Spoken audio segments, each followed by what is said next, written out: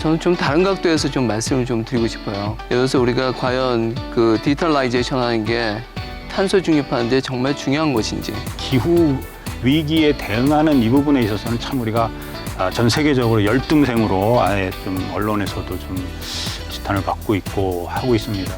기후변화로 인해서 우리가 해결해야 될 여러 도시 문제를 인간과 자연 그리고 환경의 관점에서 해결해 나갈 수 있는 방안이다. 이것이 에코스마트 시티이고 이 도시가 어떻게 우리 모두에게 혜택을 줄 수 있는가는 결국 우리는 우리가 갖고 있는 도시 자원과 자연을 조금 더 소중하게 현명하게 활용해야 한다는 이 말씀이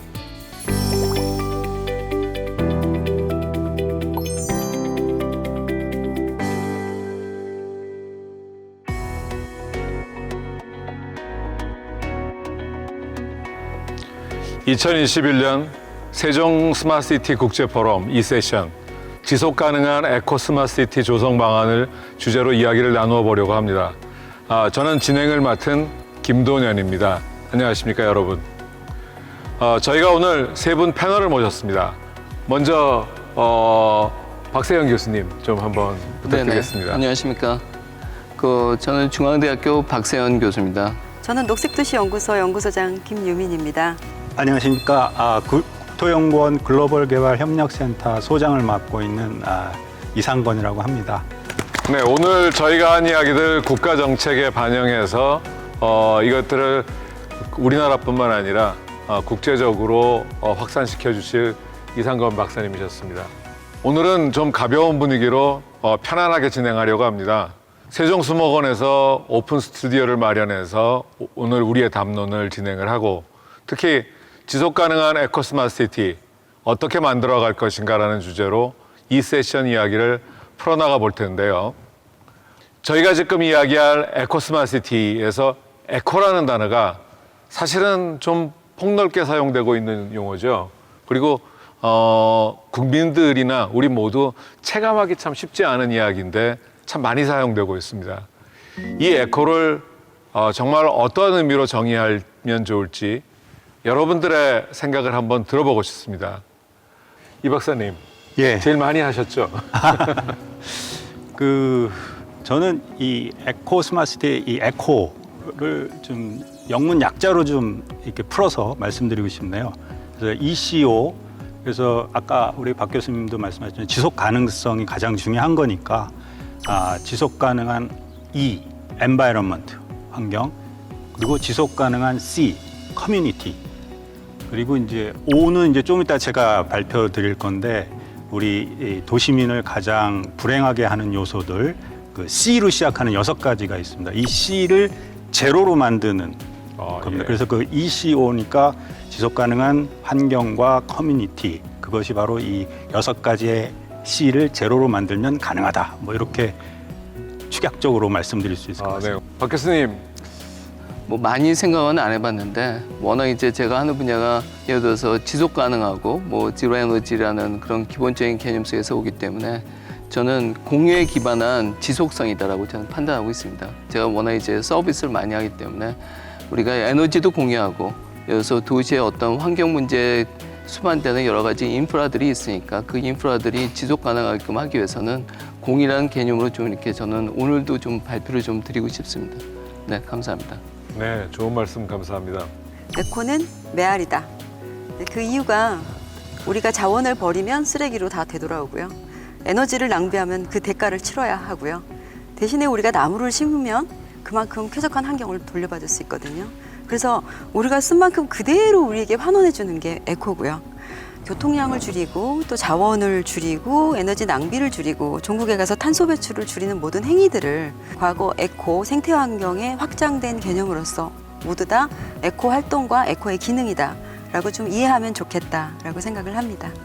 네, 좋은 말씀 감사합니다. 오늘 발표 기대됩니다. 네. 다들 하셔서 저도 한번 해보겠습니다.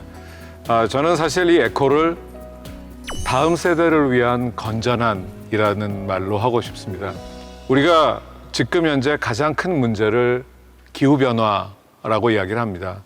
또 하나는 이런 그 단절된 세대 간 또는 민족, 종교 간의 어떤 갈등들이 계속 일어나고 있는 문제들이 결국은 우리가 우리 시대의 첨단 기술과 그동안에 축적된 지혜를 활용해서 이 문제를 풀어나가고 또 새로운 수요에 대응해 나가는 이 과정이 저는 스마트시티이고, 그리고 특히 이런 그 도시에서의 어떤 첨단 기술을 활용해서 문제를 풀어나가는 이 과정은 꼭 우리 시대에만 있지 않고 지난 시대에도 계속 있어 왔습니다. 우리 시대에 이것이 중요한 이유는 기술이 급격하게 발달하고 있다는 것 하나하고, 그런 급격한 기술을 발달하게 하는 나라 중에 하나가 우리나라이기 때문입니다. 그래서 저는 오늘 말씀하시는 이 에코도시라는 게, 에코스마트시티가 결국 우리가 이제 첨단 기술을 주도하면서 인류의 일상과 그리고 새로운 라이프 스타일을 어떻게 만들어 나가느냐와 그것에 대해서 국제적 책무가 무엇이고 우리가 앞으로 어떻게 해야 할 일이 무엇인가를 준다라는 의미에서 우리 에코시티가 다음 세대를 위한 건전한 도시를 만드는 것의 중요함을 우리의 어떤 담론을 통해서 전 세계에 전파하는 것이 오늘 우리 세미나의 가장 중요한 관점이 아닌가 싶습니다. 그래서 오늘 좋은 얘기 많이 부탁드리겠습니다. 특히 모두 함께 잘 살려면 어떤 도시를 만들어야 할까에 대해서 세 분이 각각 다른 주제를 준비해 오셨습니다.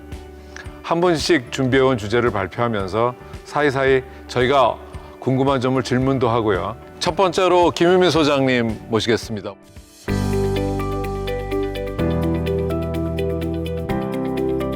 오늘 어떤 이야기 준비하셨나요? 네, 감사합니다. 저는 주제가 시민이 누리는 에코 스마트 시티이고요. 영문으로 하자면 에코 스마트 시티 솔루션 for the well-being이라고 표현을 했습니다.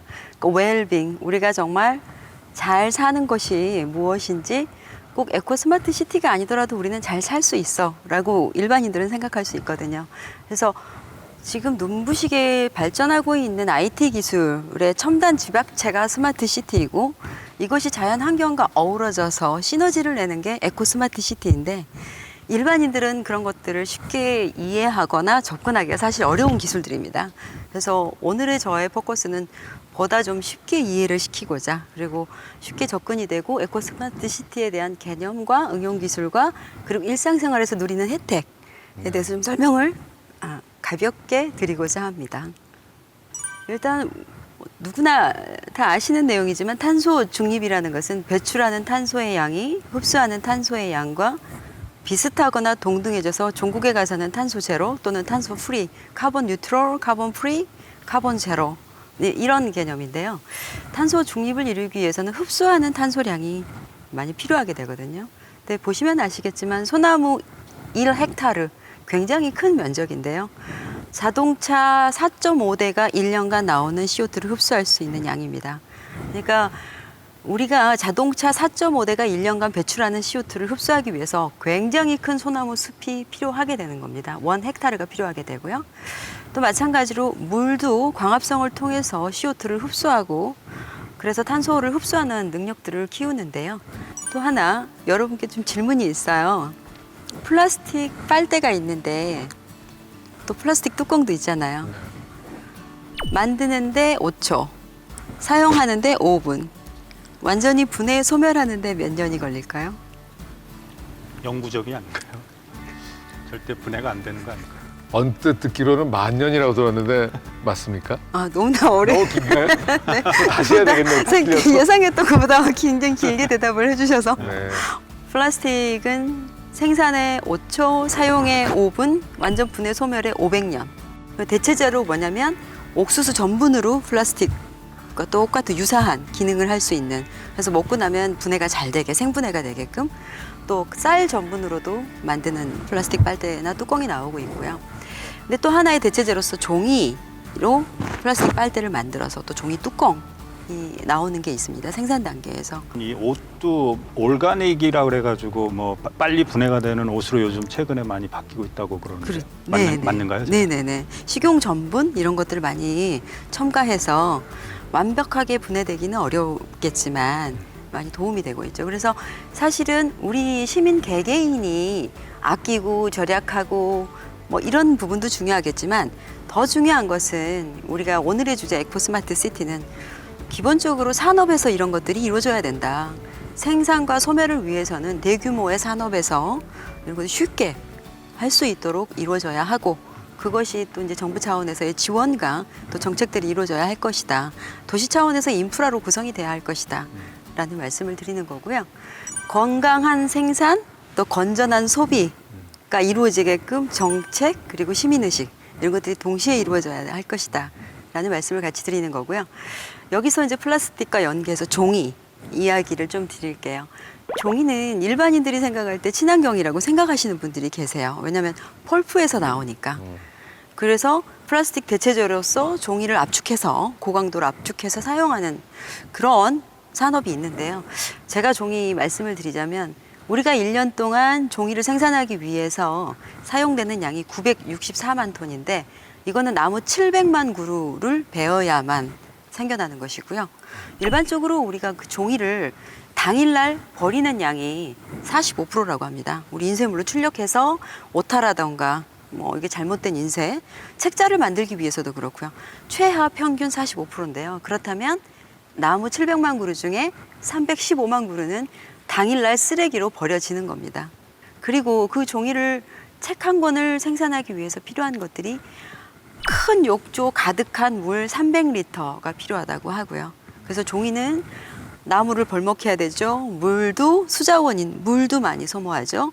그것으로 끝나는 게 아니라 책자와 각종 인쇄물을 만들기 위해서 다량의 화학품, 첨가제, 색소 등이 추가됩니다.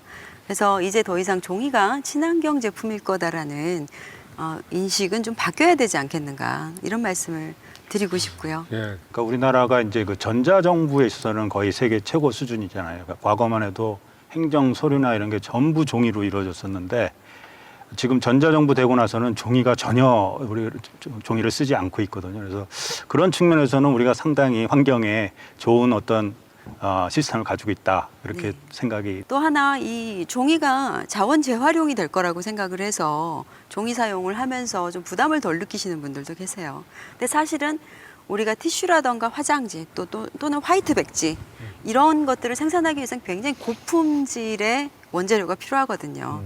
그래서 자원 재활용이 돼 봐야 거의 좀 사용하기 어려운 쓸모없는 제품의 종이 제품을 생산하게 되거든요. 그래서 결국은 처음부터 줄여주고 생산을 줄이는 게 중요하고 사용을 줄이는 게 중요해서 종이를 줄이고 에너지를 줄이는 이 많은 것들이 수목을 심고 또 생태 환경을 보호하는 것과 동일한 에코 활동이다. 그래서 이제 일상의 에너지 낭비와 탄소 배출을 줄이는 모든 행위와 기술도 에코로 인식하고 접근하자라는 말씀을 드립니다. 사실 코로나 이후에 굉장히 많은 변화 중에 하나가 온라인 수업이 이루어지게 되면서 우리가 기존의 어떤 교육 방식에서 종이의 어떤 그 활용이나 사용이 다소 많이 변하고 있는 것 같습니다.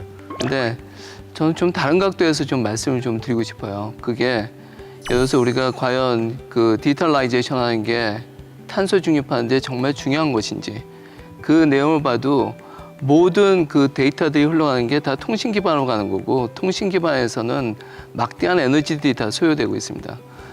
또 하나 뭐냐면 이제 코로나로 뭐 지금 재택근무도 많이 하고 있는데 어떻게 보면은 이렇게 민류 사회가 뭐 AI 기반으로 해서 편의성을 강조해 준다면은 우리가 알지 못하는 또 다른 그 문제점이 뭐냐면 에너지가 그동안 사용했던 에너지보다 기하급수적으로 많아진다는 얘기죠. 그 기하급수적으로. 사실 집에서 재택근무하면서 본인이 이제 평방미터당 사용하는 에너지가 오피스라는 공유기관 공유 그 뭐라 할까요? 우리가 스페이스에서 사용하는 것보다 훨씬 많거든요. 그래서 저는 그런 모든 그 이제 미래 편의성을 위한 그런 여러 영화에서 보여줬던 그런 시그널들은 결국은 우리가 또 다른 문제점으로 받아들여지면 되는 게 에너지는 많이 소진할 수밖에 없다. 그렇지만 그 많은 에너지들을 과연 우리가 어떻게 좀 탄소 중립이라는 어떤 가치를 유지할 수 있는 에너지로 우리가 전환을 할 것인가 그런 것들에 대해서 좀 고민을 좀 해봤습니다. 네. 네.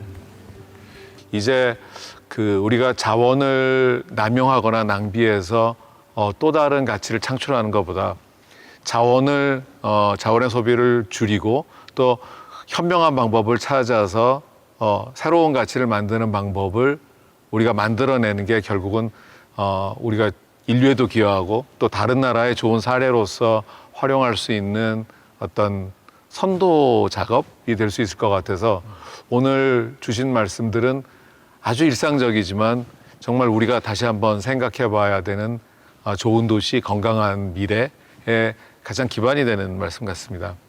사실 환경 문제 같은 경우는 그 중요성을 어제 오늘 이야기한 건 아니죠. 과학자들도 계속 많이 이야기해왔고 또 대중적인 소설이나 영화에서도 많은 소재로 자주 다뤄온 문제입니다. 예, 저는 그 어렸을 적 너무나 인상 깊게 충격적으로 봤던 영화가 바로 뭐 최근에도 다시 리메이크가 된 영화인데 혹성 탈출이라는 영화입니다. 그래서 그 어떤 혹성에 떨어져서 보니까 원숭이들이 지배하는 그런 사회에 떨어져서 나중에 이제 결국은 그 자유의 여신상이 그 바닷가에서 이렇게 하는 그 영화를 보면서 그 환경의 중요성에서 어려서부터 굉장히 충격적으로 와닿았던 영화를 저는 꼽을 수가 있겠습니다. 네, 김 소장님은 어떤 영화나 책에서 저는 혹시 보셨을지 모르는데 매드맥스 분노의 도로라는 액션 영화인데요. 여기서 보면 사막화돼 있는 물과 에너지를 독점하고 있는 그 사람이 독재자가 되고 세상을 지배하거든요.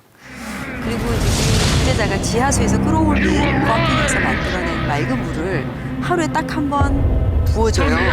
동굴을 통해서 밖으로. 그 물을 받으려고 모든 시민들이 바가지를 들고 와서 이렇게 신전처럼 모시면서 물 하면서 모여들거든요. 그걸 보면서 굉장히 자원의 중요성, 또 에너지의 중요성이 절감되고 너무나 사막화돼 있다 보니까 살기가 힘들잖아요. 그래서 그걸 보면서 저는 제가 만약에 이 세상에 산다면 그냥 차라리 죽는 게 낫겠다. 그런데 여기서 죽고 다시 태어났는데 또 이런 세상에 태어나면 어떻게 되지? 그런 두려움이 들 정도였습니다. 그래서 그런 영화가 참고할 만하다고 생각합니다. 예, 다들 그 영화의 어떤 의미를 정말 잘 해석해 주셨습니다. 저도 좀 하나 예를 들자면 저는 그래도 우리나라 배우들이 많이 출연하고 또 우리 감독, 그 봉준호 감독이 해온 설국열차, 이 기후를 인간이 그 제어할 수 있는가 없는가에 대한 어떤 이런 큰 그 이슈를 던져주기도 했고 아주 재밌었던 영화였기 때문에 기억이 하나 나고요. 저는 사실은 이 도시와 환경에서 제일 중요하게 20세기의 어떤 방향을 바꿨던 책이 하나 있습니다. 이게 이제 조용한 침묵하는 봄이라는 책인데 결국 우리가 많은 그 곡물을 얻기 위해서 활용한 이 살충제가 결국은 그 새가 사라지게 하고 꽃이 못 피는 봄으로 만들어버리는 결국 우리 인류가 모든 생물의 재앙이 될 수밖에 없는 역할을 한다라는 이것에 경종을 울려준 이 침묵하는 봄을 사실 저는 굉장히 그 보고 나서 좀 많은 생각의 변화를 갖게 해준 책이었고 또 저뿐만 아니라 많은 분들이 이 책을 읽고 느끼는 점이 많았기 때문에 이 책과 그 설국열차를 한번 이야기해봤습니다. 어떤 측면에서 우리는 열국열차를 이미 탑승한 게 아닌가 그런 생각이 좀 듭니다. 뜨거운 네. 나를 말씀하시는 거죠. 이게 열국열차가 계속 가다 보면 결국 설국열차가 되는 그렇죠. 거죠. 네. 네. 이 우리가 다음 세대에게 좋은 환경을 물려주기 위해서는 결국 지금 이런 영화들이 주는 메시지들을 어떻게 현실 세계에서 잘 작동시켜야 하느냐가 현재 저희들의 의무이자 또 책임이기도 한데 그런 측면에서 그 에코스마트시티의 가치에 대해서 소장님 좀 말씀을 해주시죠. 에코 스마트 시티의 가치에 대해서 설명을 드리겠습니다. 물론 우리 연사님들이 또 준비하신 훌륭한 자료가 있기 때문에 거기에 대해서 충분히 기술적인 내용들은 이야기가 또 될 것이고요. 저는 또 일반인들이 쉽게 이해할 수 있게 풀어보았고요. 기후변화로 인해서 우리가 해결해야 될 여러 도시 문제를 인간과 자연 그리고 환경의 관점에서 해결해 나갈 수 있는 방안이다. 이것이 에코스마트 시티이고 생태환경 기술과 탄소 중립을 이루면서 스마트 시티의 첨단 기술과 결합돼서 도시의 공기질이 개선이 되고 CO2가 저감이 되고 위생 문제, 악취와 세균의 문제 그리고 이런 것들이 해결이 되면서 쾌적성이 확보되고 도시 미관이 높아진다.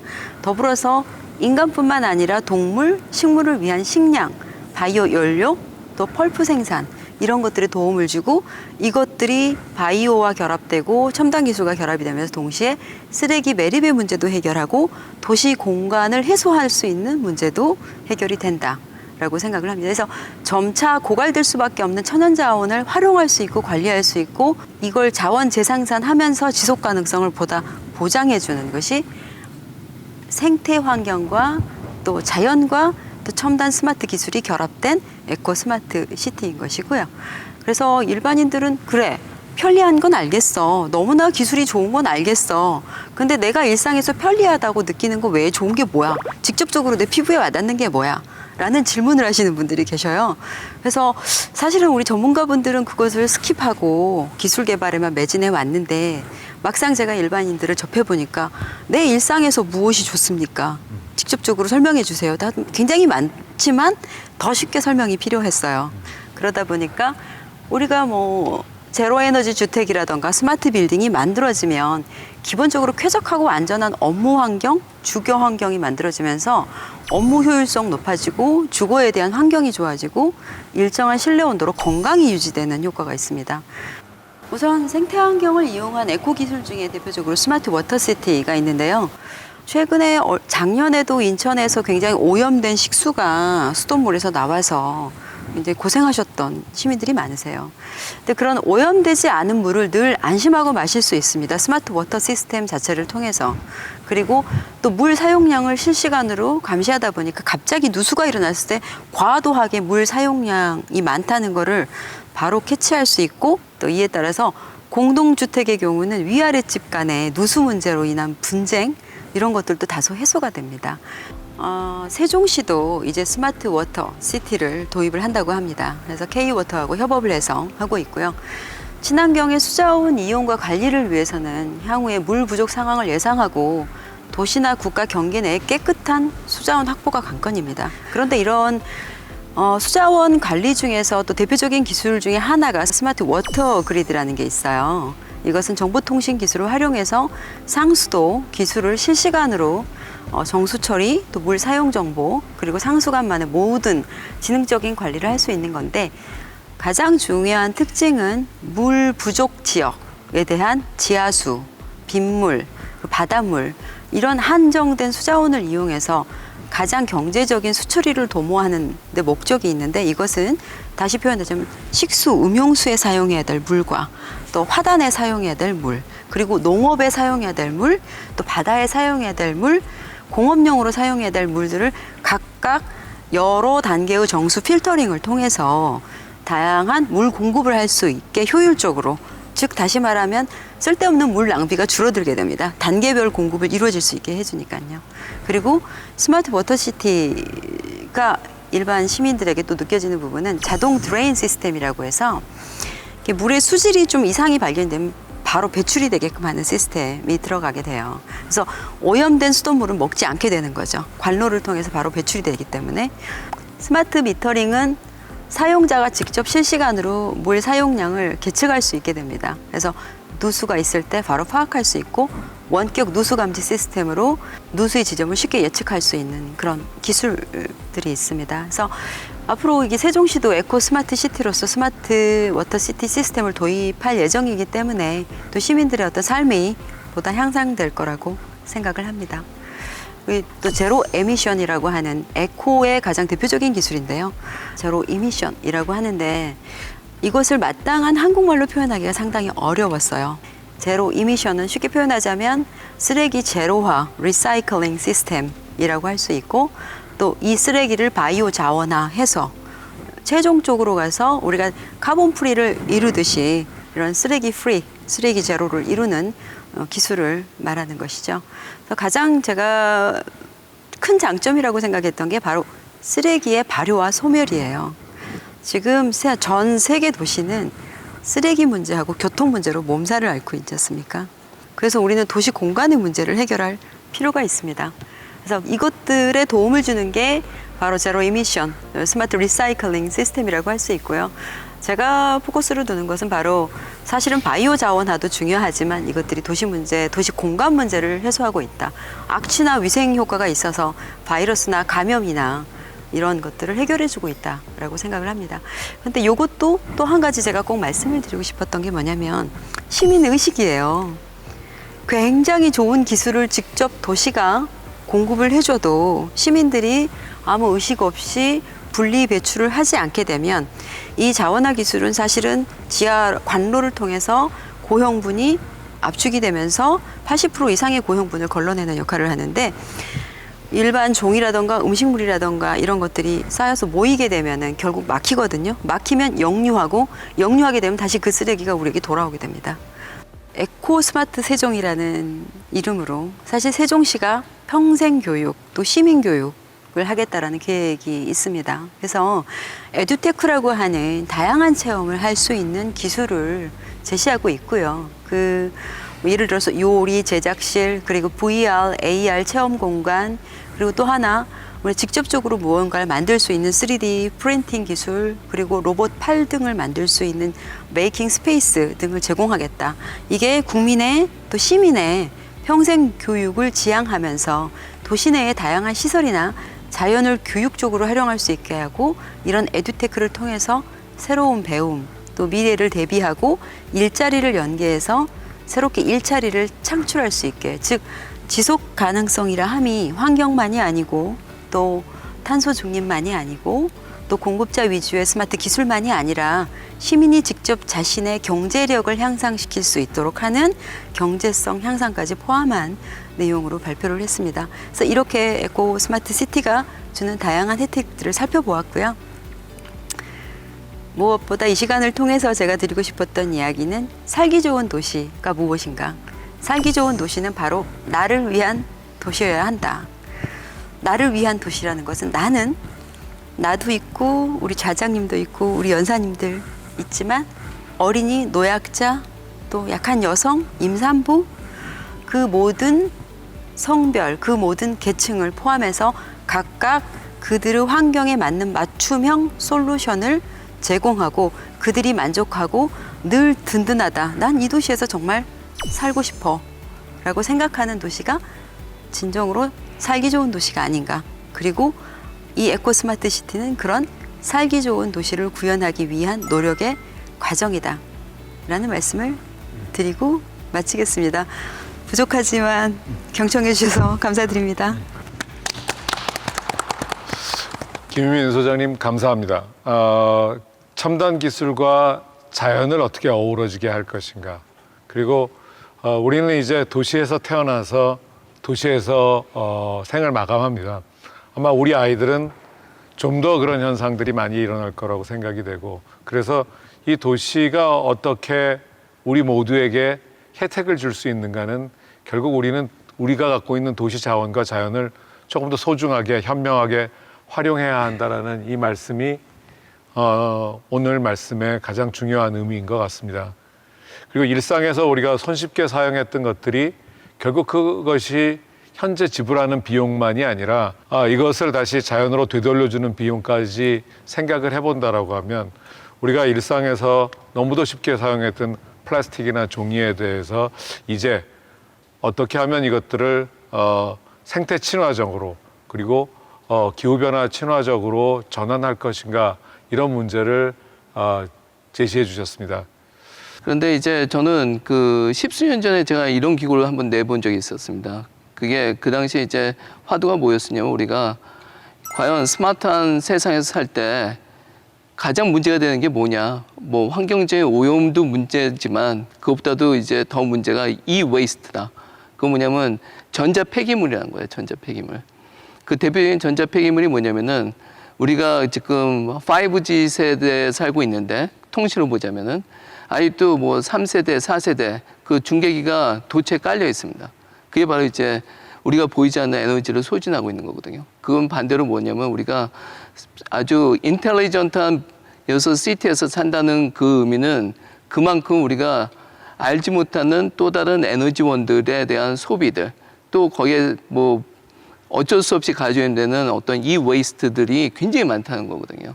그래서 저는 그런 관점에서 일단 뭐 제가 좀 발표할 때 그런 관점에서 좀 말씀드리도록 하겠습니다. 네, 감사합니다. 예. 보통 에코스마시티 혜택이 미래 세대를 위한 것이다라고 이야기하는데 이게 꼭 미래 세대만을 위한 것일까요? 지금 당장 우리들이 얻을 수 있는 이점이 뭐가 있을지에 대해서 혹시 말씀들을 좀 주실 수 있으면 해주시길 부탁드리겠습니다. 이 박사님 예. 좀 한 말씀 부탁드리겠습니다. 그러니까 이 스마트 시티와 스투피드 시티 이의 가장 큰 차이점은 예측이 가능하냐 불가능하냐의 차이라고 이렇게 단적으로 얘기할 수가 있을 것 같습니다. 그러니까 과거에 이 스마트하지 않은 도시에 사는 사람들은 내게 어떤 일이 닥칠지 또 어떠한 그 불행한 요소들이 나를 언제 급습할지를 모르기 때문에 그런 그 삶이 상당히 좀 불안정하고 좀 불행하게 살았던 기억이 많이 납니다. 근데 이 스마트 시티에서는 모든 데이터와 그 다음에 정보, 통신 이런 것들로 인해서 실시간으로 이 도시에서 일어나고 있는 일들을 아주 일목요연하게 내가 스마트폰이면 스마트폰, 인터넷이면 인터넷 통해서 언제 어디서든 내가 그걸 알 수 있기 때문에 내가 나의 삶을 예측하고 또 계획하고 그리고 설사 불행이 닥친다 해도 바로바로 즉각적으로 와서 처리를 해주고 하는 그런 세상에 살 수 있기 때문에 궁극적으로 아까 우리 김유민 소장님이 말씀하셨다시피 살기 좋은 도시, 내가 안심하고 행복을 누릴 수 있는 도시가 될 수 있다. 그게 가장 제가 보기엔 좀 현재 바로 지금 이 순간에도 누릴 수 있는 그러한 장점이 아닌가 그렇게 생각이 됩니다. 이제 과연 그렇다라고 하면 대한민국 요새 이야기하는 K 에코스마시티, 한국형 에코스마시티에 대해서 이상건 소장님께서 한번 그동안 연구해 오시고 또 실현해 오신 내용들을 말씀 부탁드리겠습니다. 네.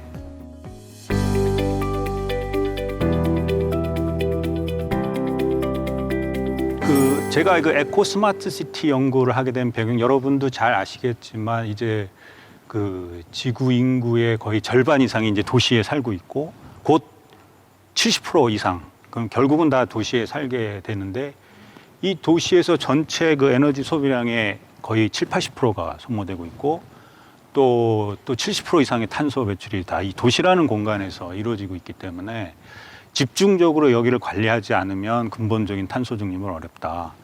거기서 이제 시작이 된 거고요. 우리는 지금 K-팝, 그다음에 IT, K-방역 좀 자랑할 거리는 많은데 사실 우리가 또 못하는 것 분명히 인정을 해야 됩니다. 특히 기후 위기에 대응하는 이 부분에 있어서는 참 우리가 전 세계적으로 열등생으로 아예 좀 언론에서도 좀 지탄을 받고 있고 하고 있습니다. 그래서 사실 그동안 이제 이 지구 위에 살던 생물이 한 5번 멸종을 했는데 우리가 6번째 사는 생물인데 과연 우리가 얼마나 버티다가 또 지구의 또 다른 선택을 받아서 또 아까 혹성 탈출처럼 원숭이가 지배하는 사회가 또 올 수도 있는 거고 그러니까 마냥 우리가 주인인 줄 알지만 우리는 여기 새들어 사는 새빵살이 생물인데 너무 주인처럼 마구 그냥 쓰고 있는 거죠. 그래서 그런 측면에서 우리가 좀 우리의 삶을 좀 되돌아보고 특히 이제 도시적인 측면에서 이걸 앞으로 어떻게 해야 되겠느냐. 서울이 스마트 시티로 세계적으로 굉장히 유명합니다. 그런데 또 한편에서는 가장 탄소 배출을 많이 하는 도시의 하나로 또 들어갑니다. 대부분의 유럽 대부분 도시들은 스마트하지만 탄소도 적게 배출하는 그런 도시들이 대부분이죠. 그 대표적인 도시가 바로 스위스의 쥐리히입니다. 그래서 지금 전 세계 인구 한 명이 이제 소위 에너지 소비량을 자동차 배기량으로 보면은 한 2000cc, 그러니까 2000와트 정도 된다고 합니다. 그래서 그런데 이제 쥐리 같은 경우는 한 6000cc를 매년 쓰고 있는 그런 엔진을 달고 다니는 거죠, 1인당.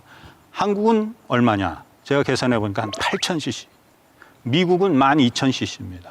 그러니까 1인당 에너지 기본적으로 쓰는 그 씀씀이가 이 국가마다 너무 다른 거죠. 그래서 찌리가 2007년서부터 이제 시민 투표를 해서 전체 시민의 80% 찬성을 해서 야, 이래 가지고는 안 되겠다.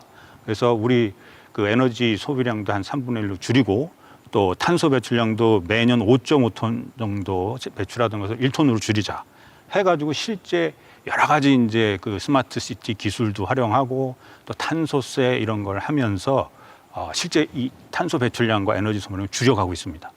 반면 우리나라는 줄이기는커녕 노력은 합니다만 계속 증가하기 때문에 열등생 취급을 받고 있는 거죠. 그래서 이런 선진국들은 궁극적으로 이 현대 도시가 이 상태로 배출형 도시로 계속 가다가는 결국은 카타스트로피 파국에 치닫는다. 열국열차다.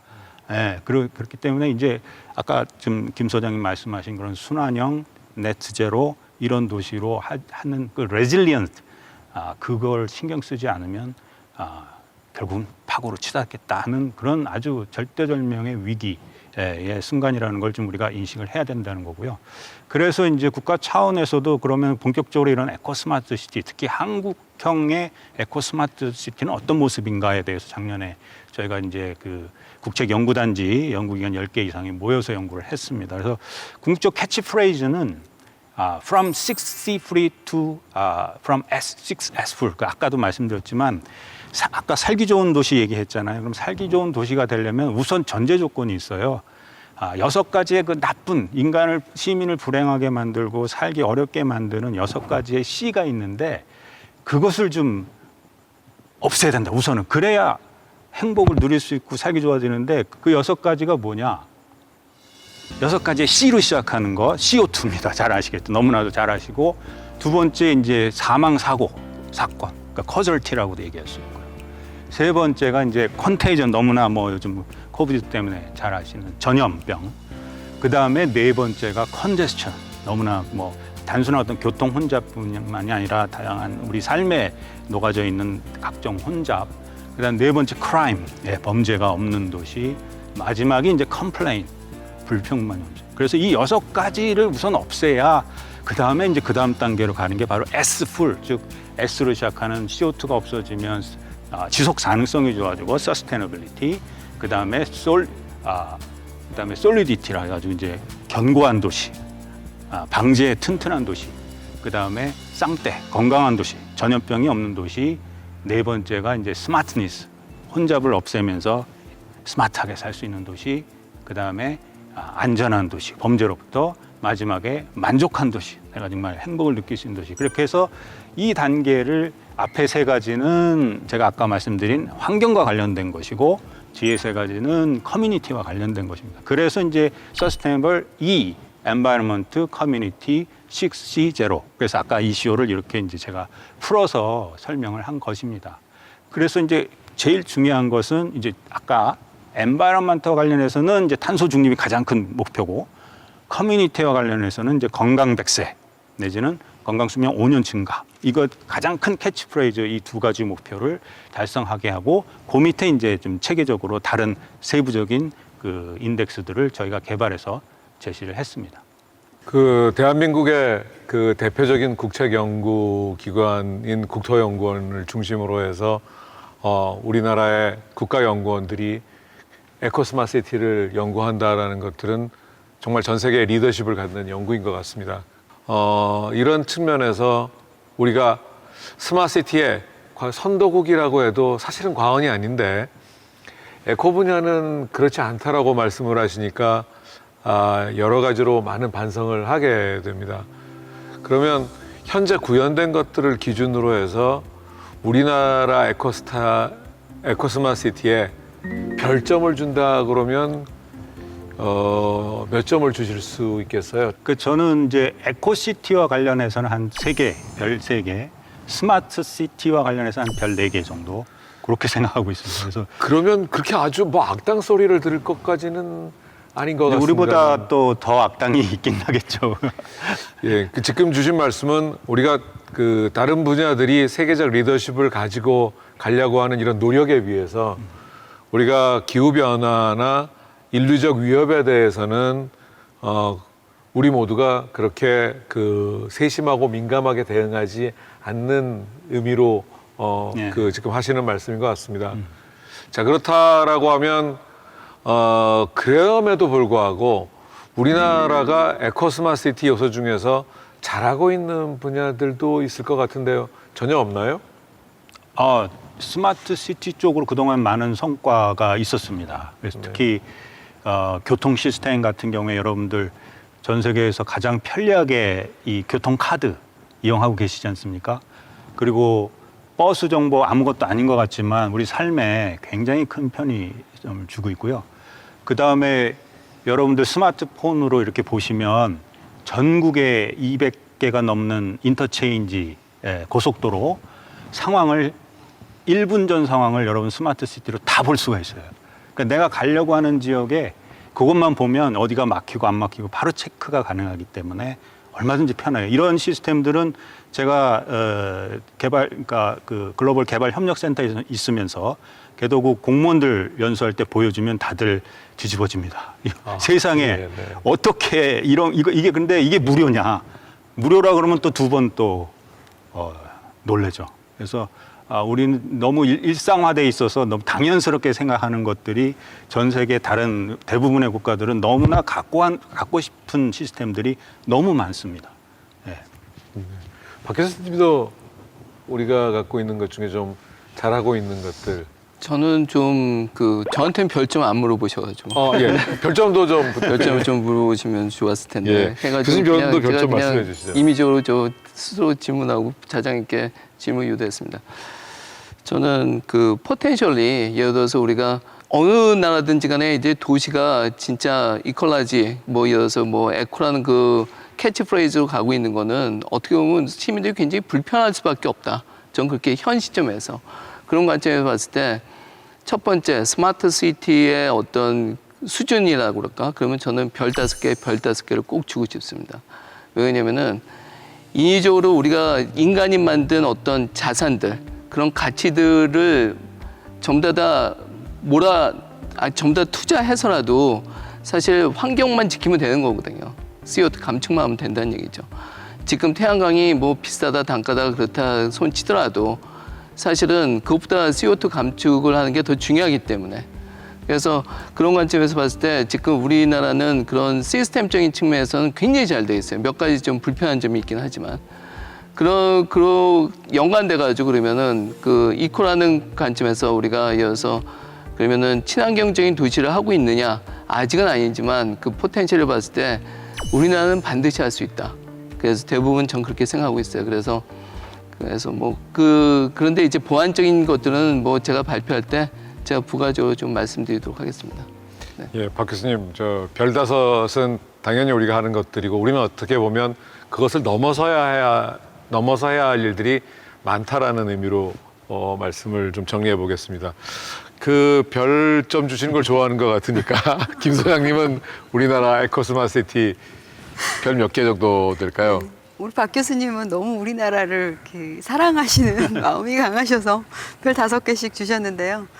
저는 이제 우선 뭐 세계적인 추세하고 비교를 하자면 한국도 상당히 우위에 있고 앞서가기 때문에 그 기준으로 하자면 별 4개, 5개씩 줄 수 있겠으나 그게 우리가 전국에 가고자 하는 이상향을 기준으로 한다면 별 3개 정도 생각하면 될 것 같습니다. 그래서 아직 부족한, 물론 잘하는 분야 굉장히 많지만 조금 부족한 부분들이 2개를 빼게 됐는데요. 그 중에 하나가 이제 교통, 스마트 교통 너무나 잘 이루어지고 있지만 저는 카드 하나, 즉 스마트폰에 하나의 카드만 있다면 이것이 하이패스를 하던 그리고 우리 민자 고속도로 많지 않습니까? 거기 지나갈 때 또 내야 되는 카드, 또 지방에 가면 지방 국도를 지나가면서 또 내야 되는 카드가 우리가 서울에서 사용하는 지하철과 버스의 카드하고는 또 다르거든요. 근데 저는 전국이 이뤄내던 딱 하나의 카드만 있다면 그게 또 스마트폰에 들어갈 수 있다면 스마트 교통 체계가 훨씬 더 쉽게 이루어지지 않을까. 실시간으로 교통으로 인해서 발생되는 비용도 바로 국가가 감시할 수 있고 체크할 수 있고 그런 또 생산에 대한 것도 기여를 할 수 있을 텐데 자꾸 제가 지방을 출장 갈 때마다 느끼는 게 그 지역마다 또 뭔가를 사야 되더라고요. 그래서 그런 비용들 소모, 그리고 또 그런 카드를 살 때 그 카드를 만드는 플라스틱 비용, 이것도 좀 문제다. 그래서 이런 부분은 개선이 되면 좋겠다라고 생각해서 별점 하나를 뺐고요. 두 번째는 의료 부분인데요. 우리가 이제 의료에서 갑자기 제가 이제 지방에 가서 다쳤어요. 응급실에 갔단 말이죠. 그런데 뭐 한 달 전 또는 일주일 전에 뭐 건강검진을 한 게 있다던가.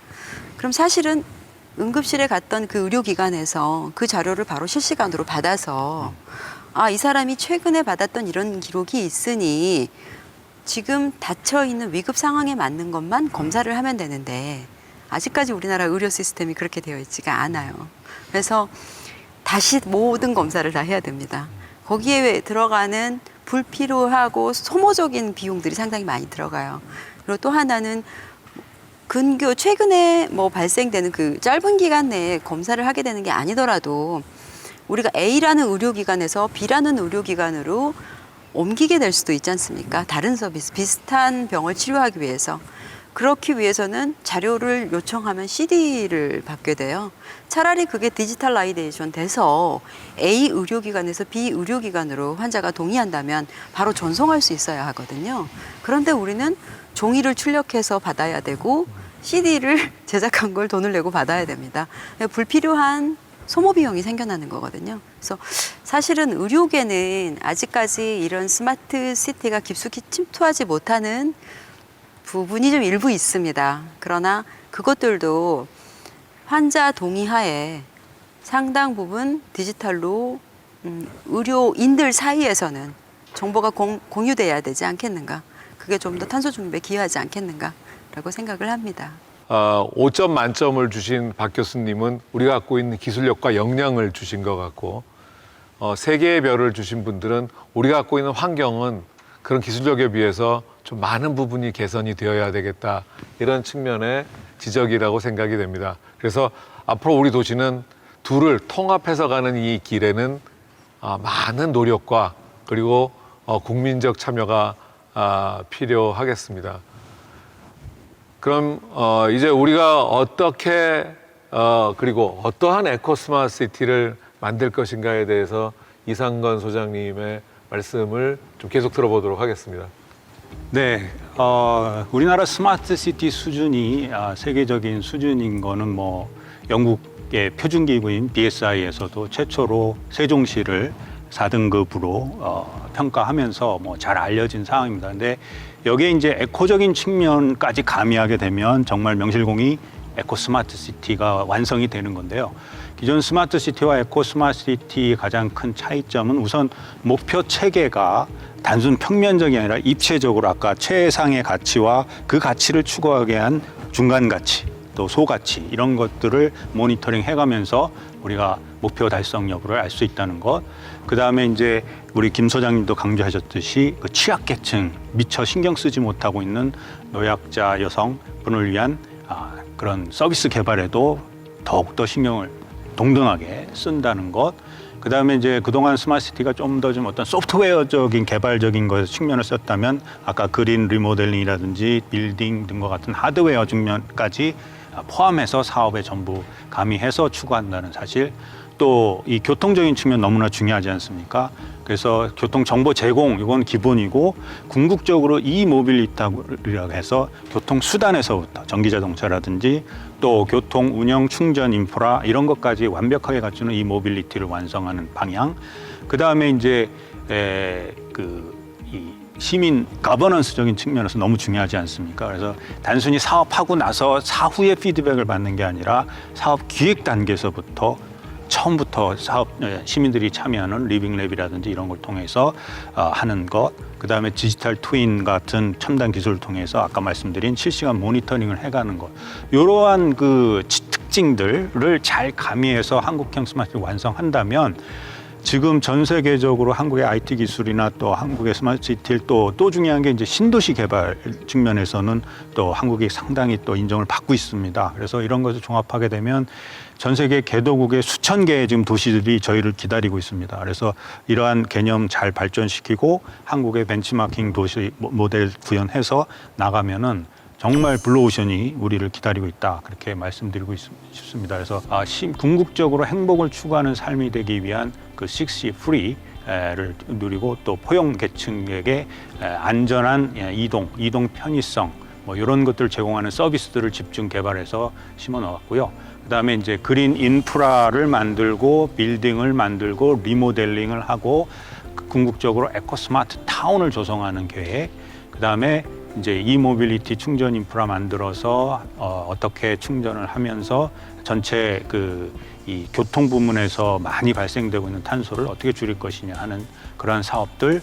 그다음에 이제 궁극적인 에너지 절약 도시가 아니라 에너지 자립 내지는 자족 도시를 어떻게 해서 만들 것인가, 그리고서 폐기물을 어떻게 순환할 것인가를 종합적으로 본 이런 도시들을 저희가 구현하기 위한 사업들을 이렇게 차곡차곡 저희가 이번에 제시를 하게 된 겁니다. 그래서 지금 이 향후에 이러한 것들이 이제 정부 관련 부처의 협의를 거쳐서 사업화가 된다면 저희가 본격적으로 이 사업의 론칭을 할 수 있겠고요. 물론 그동안 이제 각 부처에서 지금 추진되고 있는 사업들 많이 있습니다. 관련 사업들이.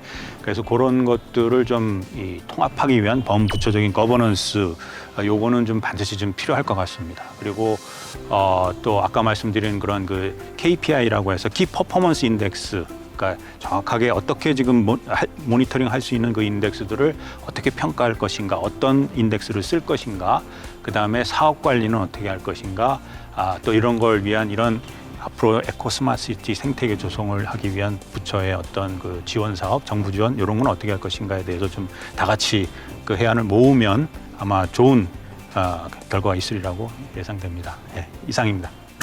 네. 이 박사님 말씀 잘 들었습니다. 우리가 현재 추진하고 있는 스마트시티에서 가장 놓치고 있는 이 에코라고 하는 부분들을 강조하셔서 특히 개발도상국이나 저개발국에서 이 산업화를 스마트시티를 어떤 개념을 가지고 추진할 때 혹시 놓칠 수 있는 부분들에 대한 어떤 그 주안점, 그리고 우리나라 스마트시티에서도 역시 환경과 사람들의 복지 등 이런 부분들을 조금 더 강조하는 개념 속에서 스마트시티에 대한 이야기를 해주셨습니다. 이 계획은 그 국가의 정책 연구기관들이 모두 함께 모여서 만든 아주 대표적인 집단 지성의 결과이기도 합니다.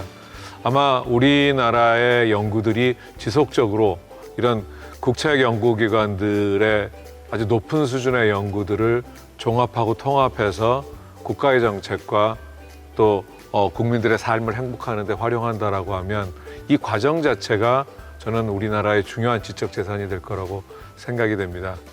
그러면 이 박사님뿐만 아니라 저 패널 여러분들, 우리 한국형 에코스마트시티에서 가장 기대되는 포인트를 하나 꼽으라고 하면 어떤 걸까요?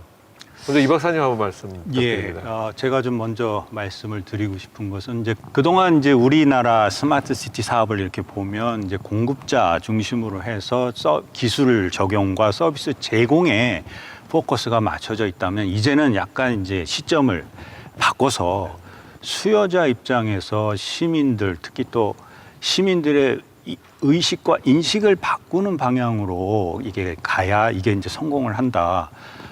예를 들면 스위스 지리 시민들 한 인구 한 300만 되는 도시에서 아무리 탄소를 많이 줄여봤자 그 사람들이 얼마나 지구 전체 탄소를 줄일 수 있겠어요. 근데 그분들은 내가 모범적인 전 세계의 모범적인 에코시티로서 우리 도시를 만들겠다는 그 자부심, 그런 인식, 이런 것이 뒷받침이 됐기 때문에 스스로 자동차 자가용도 줄이고 스스로 탄소세도 기꺼이 내고 하는 그러한 것이 있거든요. 그래서 우리 시민들의 의식이라는 것이 그만큼 중요한 것이고 절대적인 어떤 앞으로의 그 성공의 관건이 될 것이다.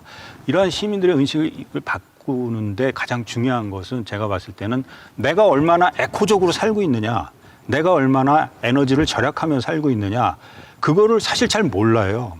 그러니까 아까 제가 그 에코스마트의 가장 중요한 포인트, 그 디지털 트윈이나 IoT 또 스마트폰 이런 거를 앞으로 적극적으로 활용을 하게 되면 에코 마일리지라든지 또 에코 인센티브라든지 이런 제도로서 그렇게 사는 인식을 바꿔서 사는 시민들을 더욱더 많은 편익을 드리고 또 마일리지 그걸 또 다시 다른 금전적으로 또 보상을 해드리고 하면서 전체적인 시민 운동화 될 수 있는 그 기반 기술이 바로 디지털 트윈이다.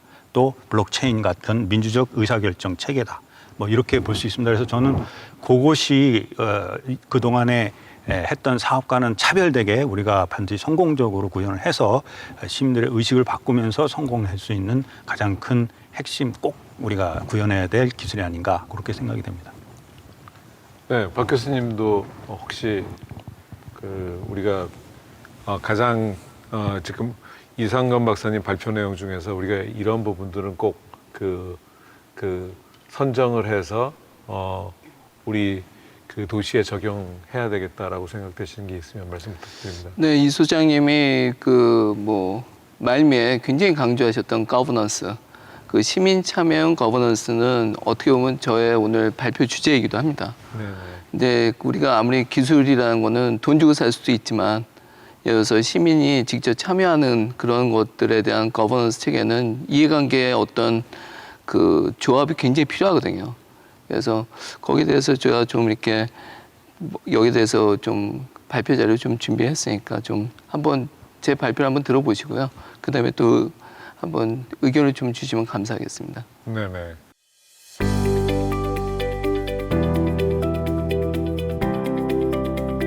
뭐 저희들이 하는 그 주제가 뭐 물론 이제 이코 그린이라는 기본적인 개념이 있긴 하지만 근데 세종 이제 스마트 시티 국제 포럼이기 때문에 오늘 제가 발표드리는 내용은 그동안 이제 세종시에 있는 5-1 블락에 그 LH하고 저희하고 같이 중앙대학교가 같이 하고 있는 그런 어떤 시민 참여할 수 있는 예를 들어서 에너지 혁신 서비스 기반해 가지고 우리가 플랫폼을 우리가 어떻게 개발했고 그다음에 그 플랫폼을 기반으로 해서 어떠한 뭐 예를 들어서 우리가 거버넌스를 어떻게 하는 게 좋겠냐 뭐 거기에 대해서 제가 좀 간단하게 좀 말씀을 좀 드리고자 합니다.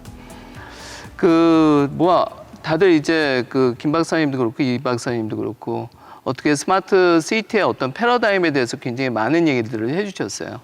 근데 저는 항상 그 2021년 현재로 봤을 때 과연 우리가 머신 러닝이나 딥러닝 이제 AI죠 사실은 컨텍스트 어웨어 그다음에 IoT, 빅데이터 뭐 이런 것들이 우리가 스마트 시티에 맞게끔 지금서부터 개발을 해줘야 되느냐 그건 아니라고 생각합니다.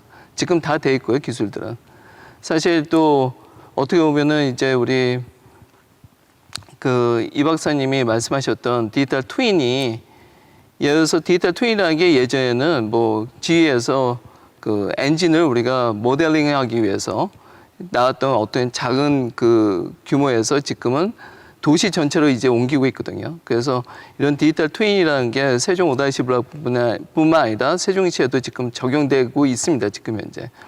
그 블록체인이 왜 중요하냐 뭐 그런 것들에 대해서는 제가 뭐 굳이 오늘 기술적인 얘기를 좀 안 하려고 했었는데 블록체인이라는 거는 결과적으로 봤을 때 좀 안전해야 좀 되거든요. 우리가. 그러니까 이게 그 굉장히 분산적으로 있는 여러 가지 서비스 요소들이 안전하기 위해서는 인증이라는 절차를 중앙적으로 하면 더 위험하다. 그런 의미가 있고요. 그다음에 또 우리가 자율주행도 마찬가지고 그래서 이런 것들이 이제는 고도화하는 게 중요하다는 얘기죠. 지금까지 다 돼 있지만 고도화해가지고 이런 것들을 좀 지속적인 것들을 연계해가지고 지속 가능한 어떤 스마트 시티를 좀 한번 만들어 보자는 게 누구나 다 공감하고 있는 내용이 아닐까 그렇게 생각하고 있습니다.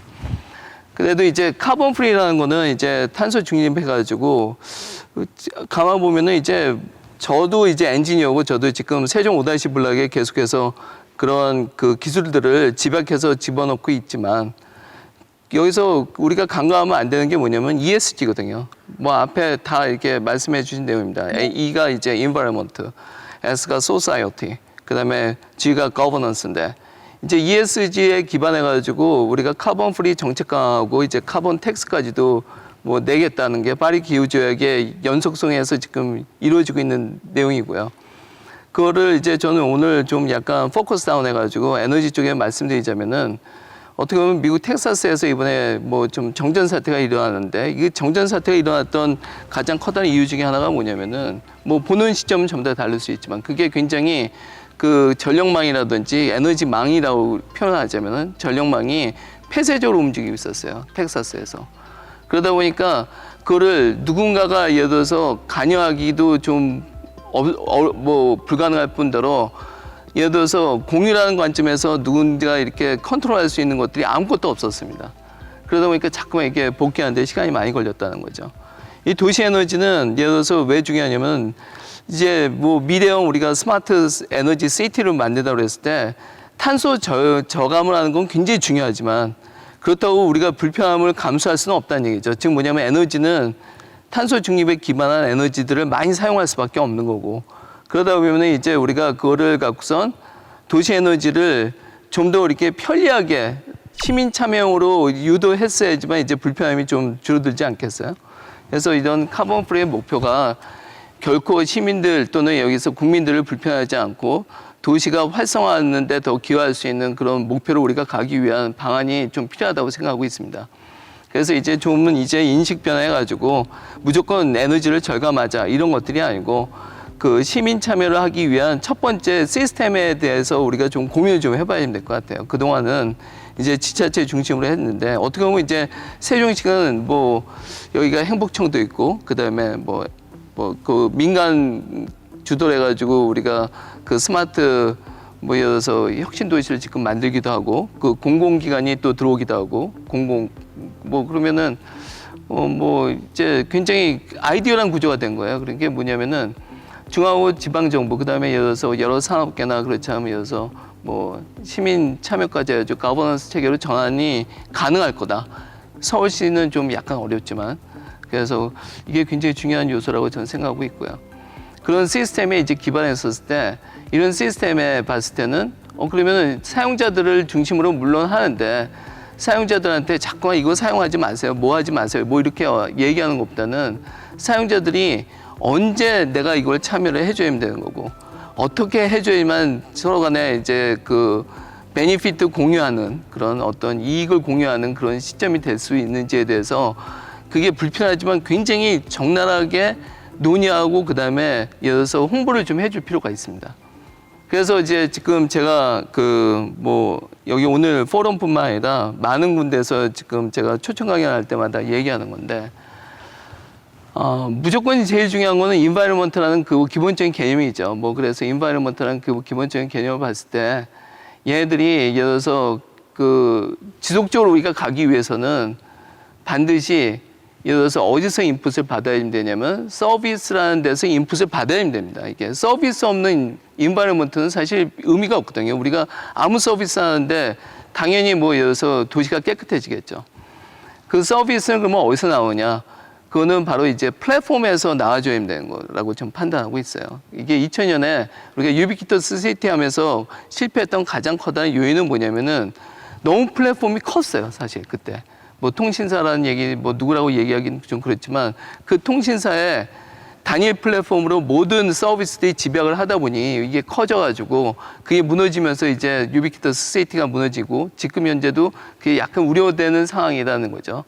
그래서 이제 플랫폼은 그러면은 이제 인바이러먼트하고 우리가 어떻게 연계했냐, 바로 데이터로 연결을 해줘야 되는 거고 그 플랫폼이 제대로 됐었을 때 시민 주도형으로 우리가 참여할 수 있도록 가버넌스의 어떤 체계하고 같이 만들어진다면은 이런 가버넌스가 그동안은 뭐 예를 들어서 탑다운으로 내려왔다면은 이제는 인바이러먼트하고 가버넌스하고 연계해주고 서비스를 시행함으로써 지속적으로 우리가 가게끔 하는 거죠. 이게 바로 이제 저희들이 만든 예를 들어서 시민 참여는 접근하고 발견하고 그다음에 정의하고 발상과 개발, 선택과 실현이 이제 계속해서 유기적으로 이제 가져야 된다는 게 이제 에너지 관점에서도 굉장히 중요합니다.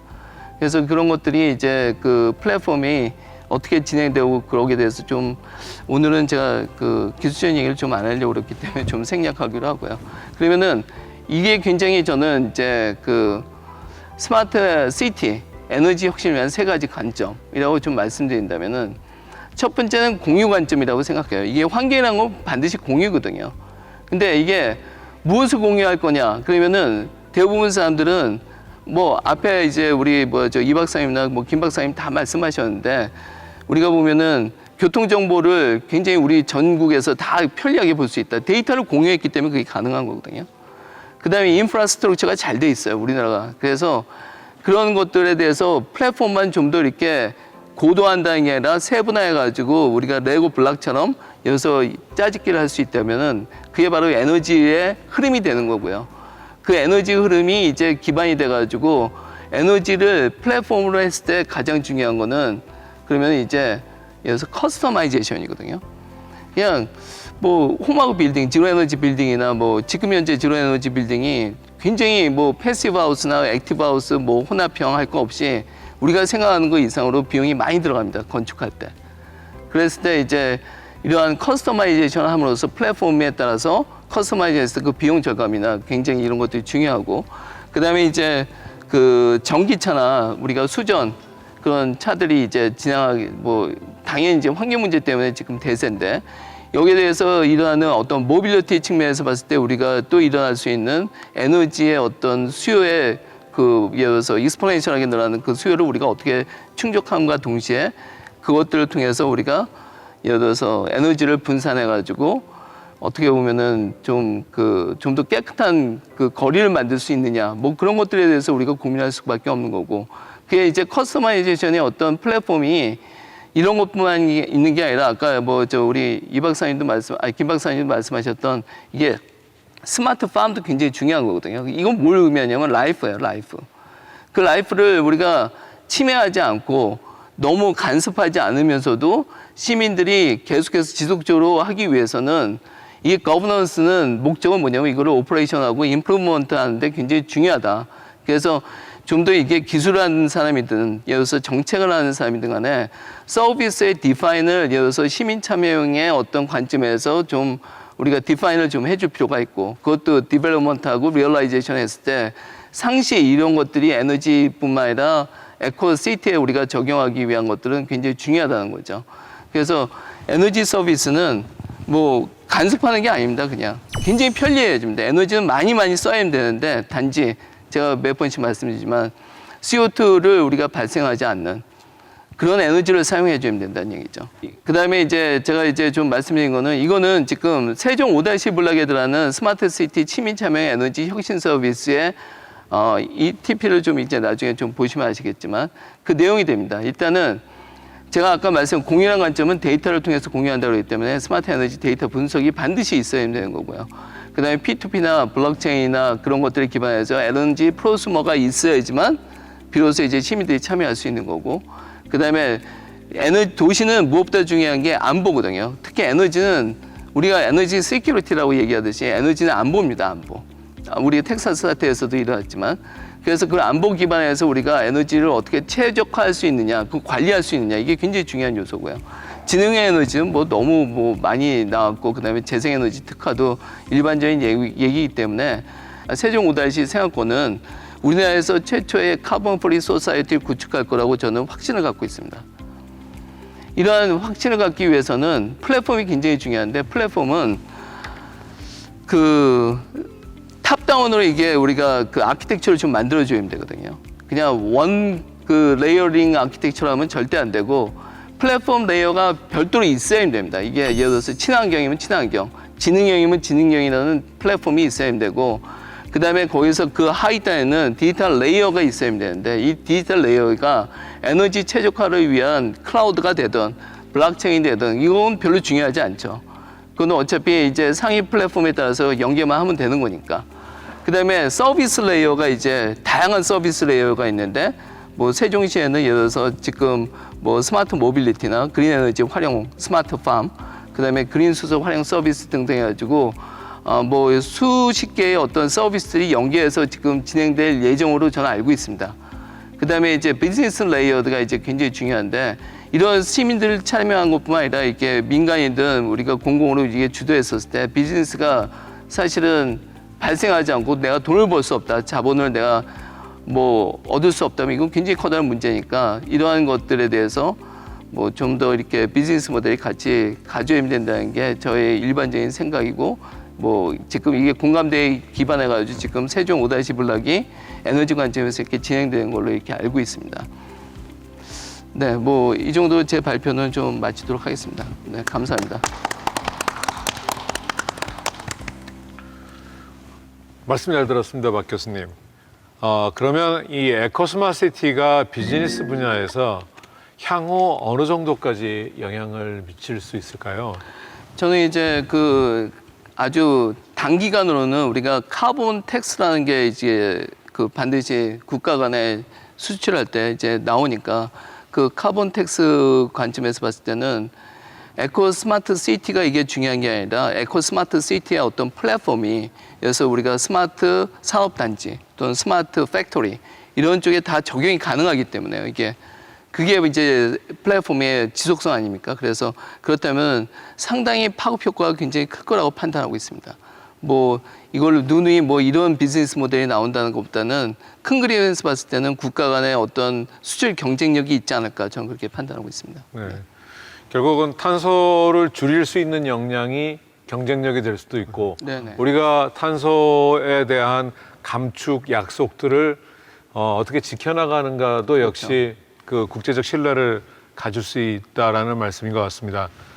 혹시 김 소장님 이 부분에 대해서 네, 탄소 텍스, 탄소세 말씀하셨는데요. 또 굉장히 좋은 말씀이시고 이게 근데 이제 개도국에 우리가 수출하기 위해서는 커스터마이즈가 굉장히 중요할 것 같아요. 각 국가별 상황에 맞는 그 나라의 제도와 문화와 정책과 또 특히 국민성 그런 것들과 맞는 커스터마이즈가 굉장히 중요할 것 같고 그래서 현재 한국형 에코스마트 시티 모델이 상당히 많이 변형돼서 수출이 될 것이고 수출하는 과정 속에서 커스터마이즈를 어느 정도 강조하고 임팩트 있게 할 수 있느냐가 관건이 될 수 있을 것 같고요. 또 하나는 그와 더불어서 이게 이제 뭐 큰 플랫폼에서는 그렇지만 개별 기업들은 그로 인해서 큰 이득들을 많이 볼 수가 있겠죠. 그래서 우리나라 국가 개별 기업들의 어떤 경쟁력도 높아질 것이고 그래서 또 더불어서 우리나라 또 경제도 같이 좋아질 거라고 생각합니다. 그래서 기업들이 갖는 혜택들도 상당히 커질 것 같아요.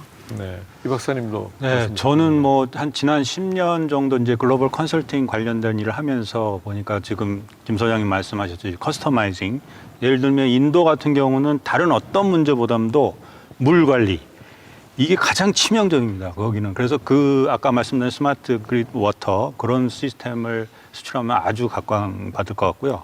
중남미 같은 도시들은 대부분 그 방범 시스템이 가장 관심이 많더라고요. 그래서 그런 측면 이런 것들이 바로바로 그러니까 제가 이렇게 글로벌 컨설팅 하면서 느낀 거는 참 어떤 분야든 우리나라는 다 솔루션을 가지고 있더라고요. 그리고 아르헨티나 같은 나라는 이제 쓰레기 처리 문제 아주 골치 많이 앓고 있거든요. 그러면 이제 서울시에 얘기해서 뭐 그 관련 자료 찾아보면 그 솔루션들이 다 나와요. 그래서 그냥 그거 또 얼마든지 또 커스터마이징해서 수출할 수 있고 정말 이 비즈니스적인 측면에서 해외 진출적인 측면에서 우리가 가지고 있는 것이 상당히 많다 그렇게 느꼈습니다. 예, 우리가 갖고 있는 스마트시티에 관련된 여러 경험들의 스펙트럼은 굉장히 넓은데 네. 우리가 갖고 있는 것들을 상품화하지 못했기 때문에 다른 나라의 수요에 대응이 좀 부족하다라는 말씀인 것 같습니다.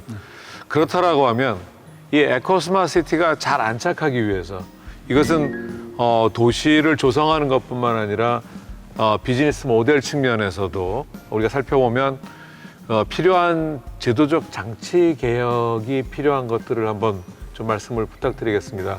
특히 여러 법 제도적 요인이 규제로 작용이 돼서 이것이 작동될 수 없는 부분이나 또는 이러한 지원 시스템들이 있다라고 하면 앞서 말씀드렸듯이 결국 시민들이 움직이게 하는 것들은 인센티브와 또 그것을 지원했을 때 적용되는 사회적 보상들이 굉장히 중요한 문제일 텐데 이런 측면에서 말씀을 좀 부탁드리도록 하겠습니다. 역시 이 부분은 우리 저 김 소장님 먼저 하시죠. 제가 네, 듣고 일단은 뭐 이렇게 시민들한테 이제 뭘 줄 거냐 뭐 이런 걸 떠나가지고 저는 이게 규제라는 게 그 필요해서 하는 거거든요. 사실 규제라는 거는 규제가 없을 수는 없다는 얘기죠. 근데 이제 뭐 우리가 말하는 샌드박스 해가지고 지금도 뭐 정부에서 여러 가지 이제 시범 서비스를 하고 있는데 그거는 좀 제가 봤을 때는 굉장히 바람직한 일이고요. 특히 뭐 예를 들어서 도시에서 에너지원에 대해서 우리가 얘기했었을 때 안전성 같은 때문에 규제가 일어나는 거는 시민의 안전과도 융합이 되는 거니까 그런 것까지 뭐 안 되면 안 된다고 저는 생각하고 있습니다. 그런데도 불구하고 제가 꼭 강조드리고 싶은 건 뭐냐면은 이제 커스터마이제이션이라는 게 수출형이 되기 위해서는 어차피 또 다른 나라의 어떤 규제가 있어요. 규제가 있기 때문에 제가 누누이 강조드린 건 뭐냐면 그 규제를 풀어나가는 거는 플랫폼을 세분화했었을 때 가능하다는 얘기죠. 세분화했었을 때. 그랬을 때 내가 플랫폼을 예를 들어서 100개의 스몰 플랫폼으로 우리가 세종시를 우리가 구축을 했다면은 그러면은 예를 들어서 또 다른 나라 뭐 인도네시아 아까 말씀하셨는데 이제 저는 거기다 에너지원도 거기는 소수력이 굉장히 활성화되어 있어요. 소수력이. 근데 서로 다르기 때문에 그 플랫폼을 한 10개만 빼고 그쪽을 위해서 10개를 또 집어넣고 뭐 이런 것들이 필요한 거죠. 뭐 어느 기관이라고 얘기할 수 없지만 우리나라 뭐 이렇게 공공기관에서도 굉장히 그거를 지금 커스터마이제이션을 굉장히 잘하고 있습니다. 그래서 그런 것들에 대해서 좀 이제 홍보가 좀 필요한 시점이 아닐까 저는 그렇게 판단하고 있습니다. 네. 교수님, 그러면 그 기술, 인프라, 인식 중에서 가장 변화가 힘든 건 어떤 걸까요? 뭐 제가 뭐 송구스럽게 그런 대답을 할 만한 자격은 안 되는데 제가 아까도 뭐 제가 발표한 서두에서 말씀드렸듯이 기술은 다 있다. 그래서 저도 아까 별 5개를 드렸었습니다. 기술은 다 있고 그 조합도 다 되는데 인식의 변화는 굉장히 어려운 것 같습니다. 인식의 변화. 자꾸만 시대는 예를 들어서 21세기를 치닫고 있는데 근데 거기서 에너지를 자꾸만 쓰지 말라고 얘기하니 뭐 툭하면은 뭐 선풍기를 틀지 말라 에어컨 틀지 말라 그러니 사람들은 얼마나 불편하겠어요. 네. 그 인식의 변화에 대해서는 우리가 좀 더 고민을 해봐야지만 되는 거라고 생각하고 그게 바로 이제 스마트의 핵심 키워드가 아닐까 그렇게 판단하고 있습니다.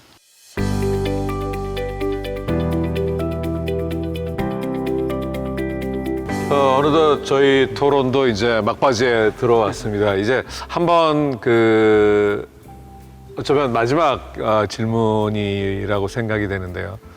앞서 스마트시티 패러다임이 계속 진화해 왔다고 저도 말씀드리고 모두 이 부분에 대해서 생각을 같이 해주셨습니다.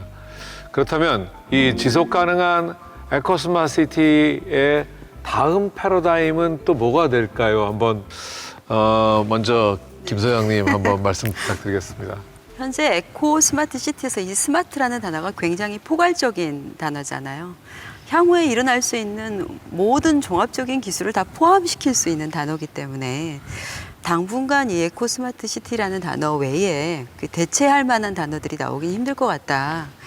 그런데 그럼 더 긴 미래, 한 40년 이후를 생각한다면 다들 잘 아시겠지만 테슬라가 화성에 지구를 벗어나서 화성에서 살 수 있는 도시를 건설해 보겠다라고 해서 여러 가지 노력을 하고 있지 않습니까? 또 더불어서 아마존도 우주 탐사 프로젝트를 시작했고 구글 역시 마찬가지고 이제 우리나라도 우주 탐사 프로젝트에 대한 기업들이 많이 생겨나고 있어요. 근데 정부 차원에서도 결국은 기업이 앞서가면서 정부도 따라갈 수밖에 없을 건데요. 그렇다면 우주에서 우리가 살기 전에 지구에서 먼저 우주 환경과 동일한 환경에서의 시뮬레이션을 해야만 우주에서 살 수 있는 거잖아요. 그래서 무작정 우주 가서 살 수 있는 건 아니거든요.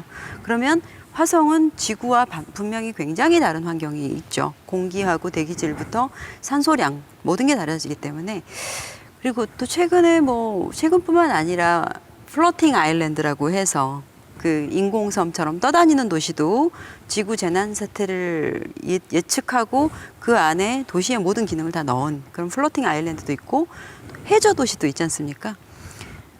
지구의 재난 사태를 또 예측하고서 혹시 우리가 그렇다면 이 지구를 떠날 수 없다면 지하로 들어가서 해저 도시로 살 수는 없을까라고 해서 시범적으로 추진하고 있는 게 있잖아요. 근데 해저 도시 같은 경우는 물속 깊은 곳이기 때문에 어두워서 햇빛이 들어오지 않는데 그것도 관을 통해서 태양광의 빛을 흡수할 수 있도록 다 연결해서 이렇게 관이 돌거든요. 그런 기술들이 굉장히 많이 발달하고 있어요. 그래서 플로팅 아일랜드 해저 도시 외에 또 하나는 스페이스 시티를 먼저 지구에서 시뮬레이션 해볼 수 있는 스페이스 시범 도시가 또 생겨나지 않을까. 이와 관련된 기술들이 도시에서 또 하나 다음 모델로 나오지 않을까라고 생각하고 있습니다. 김 소장님은 그 다음 버전이 암울한 지구의 미래를 기반으로 만들어지고 계시네요. 아마 에코스마트 시티가 우리가 성공하지 못한다면 말씀 주신 대로 지구의 미래는 암울해질 수밖에 없게 될 것 같습니다. 그러면 그 대안이 지금 말씀 주신 화성에 가거나 아니면 물에 떠다니거나 하는 도시에 대한 고민들을 저희가 해야 되는데 그런 일이 없기를 개인적으로 기대합니다. 다음 네. 예, 이상원 박사님. 저는 이제 저희 연구원이 한 5년 전에 이쪽 세종시로 이전하면서 좀 반강제적으로 이제 이 세종시로 이주를 하게 됐거든요. 근데 세종시를 행복도시 해가지고 세종시에 오면 행복해지는가 그렇게 생각을 했어요. 그래서 진짜 와가지고 꽤 다른 환경 속에서 살다 보니까 수도권에서 살 때와는 정말 다른 삶의 어떤 여건 이런 것들을 누리면서 조금 좀 행복해진 것도 같다 이렇게 생각이 듭니다. 에코 스마트 시티 아까 제가 말씀드렸지만 시민을 불행하게 하고 이런 모든 그런 악 영향을 주는 요소들을 없애고 나면 그리고 나면 인간이 이제 행복을 따지고 웰비잉을 따지고 또 문화를 따지고 하게 되면서 각자 자기가 추구하는 그 행복 그것을 누릴 수 있는 시대가 되지 않을까. 그래서 다음 파라다임은 에코스마트 시티 다음 파라다임은 해피 웰비잉 시티를 하려면 이제 뭘 해야 되느냐. 이제 조건이 에코스마트 시티가 갖춰져 있으니까 그런 플랫폼이 마련돼 있으니까 그렇게 되지 않을까 그렇게 생각이 됩니다. 네, 박 교수님. 한 말씀 네, 뭐 저는 이게 넥스트 에코 뭐 시티 뭐 거기에 대해서 고민은 솔직히 해본 적은 없고요. 근데 이제 에코 시티나 스마트 시티 하면서 어떻게 보면 도시가 이렇게 자립화한다는 그런 그게 왜 그러냐면 이제 좀 관리가 좀 잘 되어지면 되잖아요. 거버넌스도 그런 관점인데 거버넌스도. 그렇다면은 제가 우려하는 거는 그로 인해 가지고 도시가 좀 이렇게 폐쇄적이 되지 않을까. 그래서 지금도 세종시에서 추구하고 있는 굉장히 아주 잘 돼 있는 이런 서비스나 비즈니스 플랫폼들이 다른 도시에 적용을 못해서가 아니라 어떻게 보면 서로 간에 연계성이 부족하게 될 수밖에 없는데 이런 것들이 도시의 어떤 고립화 또는 자립화라는 그 캐치프레이즈 안에서 이렇게 이루어질까 봐 그게 굉장히 우려됩니다. 그래서 그런 것들에 대해서 좀 이렇게 세종시에서 좀 더 고민을 해주시고서 이게 좋은 모델이 돼서 세종시의 어떤 스마트 시티 플랫폼이 또 다른 도시에 이렇게 예를 들어서 뭐 전이 될 수 있는 그러한 발판이 되는 그런 포럼이 됐으면 하는 바람입니다. 네. 지속 가능한 에코 스마트 시티 조성 방안에 대해서 2021년 세종 스마트 시티 국제 포럼 2세션 저희가 이 이야기들을 모아봤습니다. 저희가 한 이 작은 이야기들이 어찌 보면 전 세계의 건전한 미래 도시 방향의 중요한 메시지로 작용이 되기를 저희도 기대하면서 이 시간을 통해서 앞으로의 도시가 어떤 모습일지 그리고 우리의 미래 행복이 어떤 것일지 그 방향이 잘 설정되기를 기대합니다. 그리고 저희 네 분들의 말씀들이 그러한 말씀들의 토대가 되기를 개인적으로 기대하면서 오늘 포럼을 마치도록 하겠습니다. 감사합니다.